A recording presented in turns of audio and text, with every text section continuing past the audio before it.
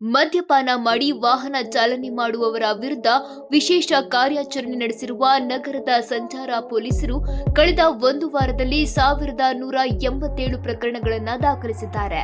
ನಗರ ಸಂಚಾರ ಪೊಲೀಸ್ ವಿಭಾಗವು 50 ಸಂಚಾರ ಠಾಣೆಗಳ ವ್ಯಾಪ್ತಿಯಲ್ಲಿ ಕಳೆದ ಡಿಸೆಂಬರ್ 23ರಿಂದ ಡಿಸೆಂಬರ್ 29ರವರೆಗೆ ಮದ್ಯಪಾನ ಮಾಡಿ ವಾಹನ ಚಲಾಯಿಸುತ್ತಿದ್ದ ವಾಹನ ಚಾಲಕರು, ಸವಾರರುಗಳ ವಿರುದ್ಧ ಹಾಗೂ ಅತಿವೇಗ ವಾಹನ ಚಲಾಯಿಸುವವರ ವಿರುದ್ಧ ವಿಶೇಷ ಕಾರ್ಯಾಚರಣೆಯನ್ನ ಕೈಗೊಂಡಿದ್ದು, ಮದ್ಯಪಾನ ಮಾಡಿ ವಾಹನ ಚಾಲನೆ ವಿಶೇಷ ಕಾರ್ಯಾಚರಣೆಯಲ್ಲಿ ವಿವಿಧ ಮಾದರಿಯ 95,179 ವಾಹನಗಳ ತಪಾಸಣೆ ನಡೆಸಿ 1,187 ಪ್ರಕರಣಗಳನ್ನು ದಾಖಲಿಸಿದ್ದಾರೆ.